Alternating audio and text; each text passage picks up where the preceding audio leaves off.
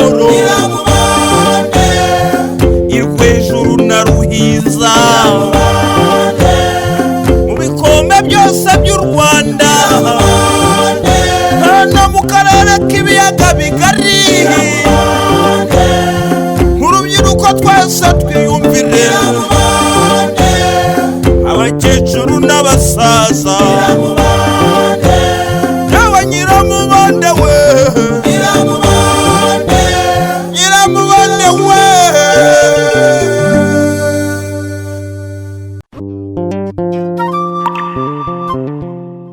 duherukana Soronga na Papiyasi birira mu myaka ya Gatsimbanye barayangiza koko. Gatsimbanye yabyakiriye gute? Kurikira umukino.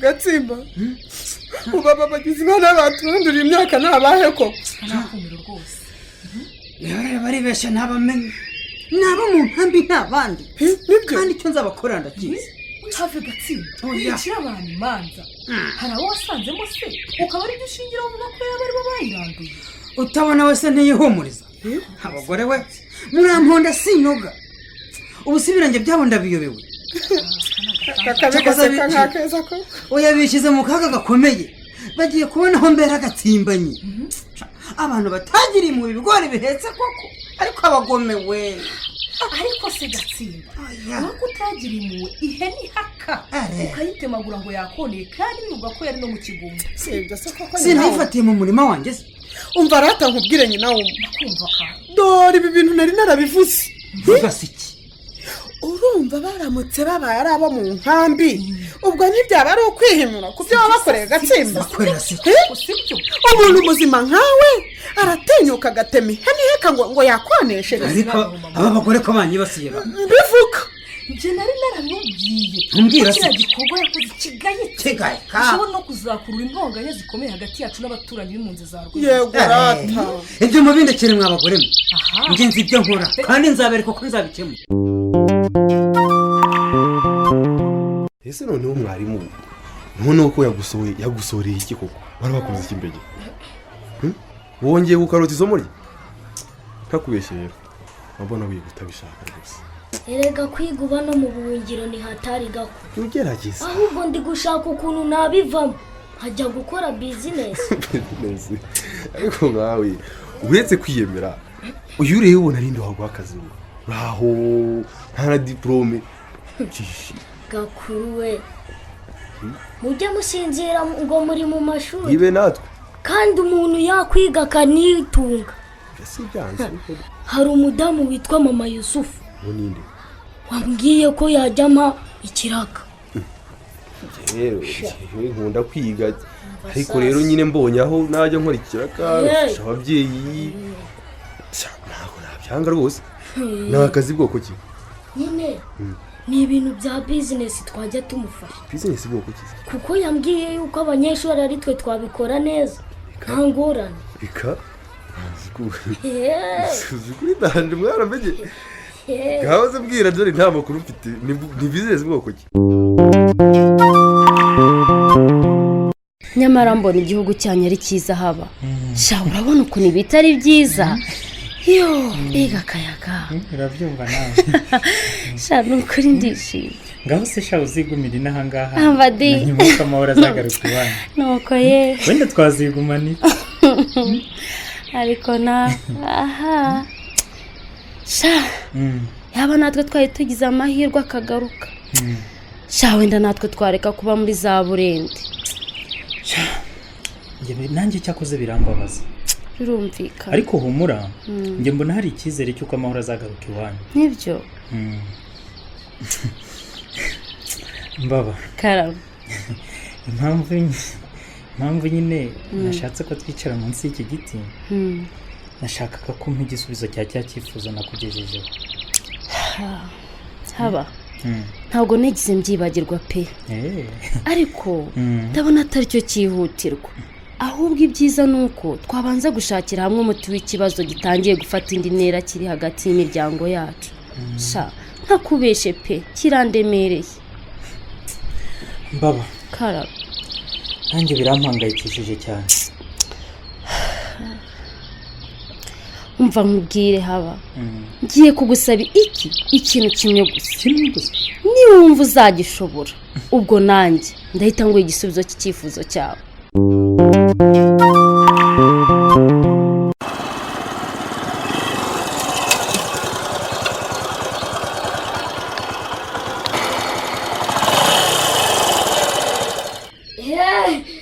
undi umwe mwana umwe namubonye ngo uyu mama Yesu yitwa Gakuru. uraho mama Yesu?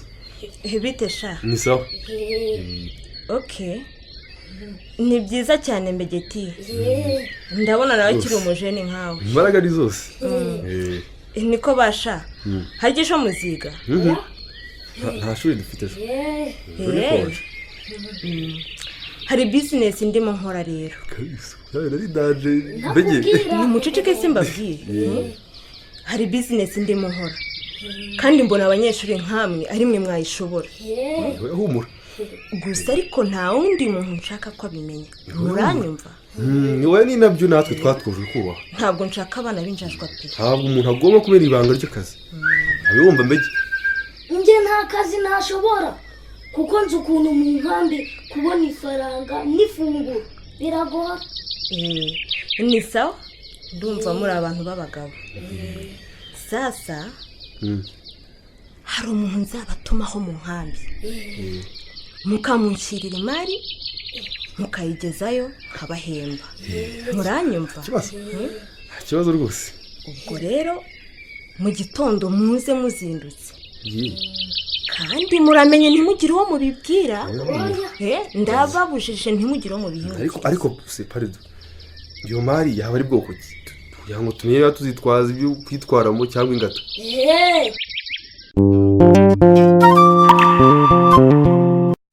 Mbaba Karame.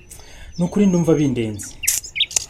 Uzi ko ntarinzi ko ihene papa yatemye ari ya muyomba wawe. Byihorere sha. Narinzi ko ari umuntu wo mu nkambi gusa. Nuko bimbwiye rero ndumva unanyemereye tugakundana. Ababimenye bishobora kutugwa nabi. Ntabwo byo byaba byoroshye. Kubera izi mvururu. Sha nkurikije ukuntu umuyomba yarakaye kandi urabizi neza ko ari wundera. Nawe ubwo aramutse abimenye si byangwa amahoro na gato. Kandi urabizi ko mufata nk'umubyeyi wanjye. Sinifuza ikintu cyatuma babara. Uzi ko ariyo nkuru iri n'ahangaha mu Ruhizi. Vugisha ukuri. Ngo papa n'abantu bo mu nkambi bameranye nabi. Yesu we. Kandi nawe yirirwa yihiga ubutwari. Urukundo rwacu ntabwo rushoboka mu gihe urwango rwakomeje gushinga imizi. Ntabwo ushobora gusoroma imbuto ku giti kidafite imizi ihamye. Urumva se? Urumva twakora iki kugira ngo buri muntu ahakomoka haturuka amahoro?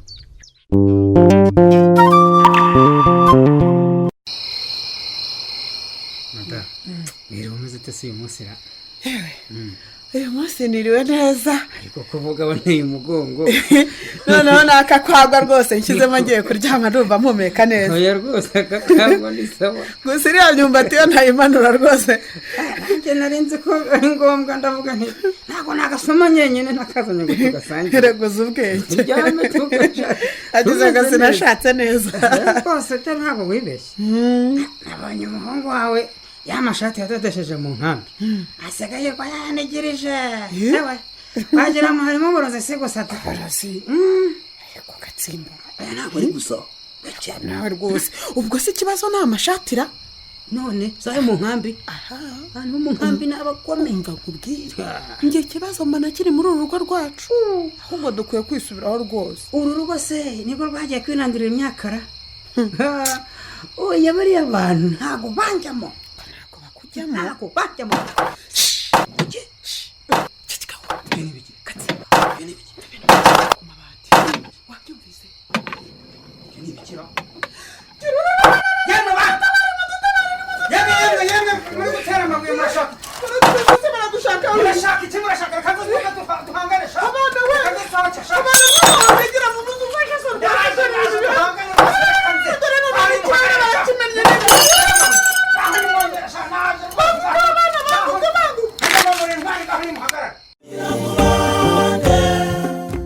Ubu aya mabuye ni bandi bari kuyatera kwa Gasimbanyi koko baramuziza iki mwakagira Imana? Iyi business ya Mama Yusufu ikorwa n'abanyeshuri kandi mwibanga ni bwoko ki?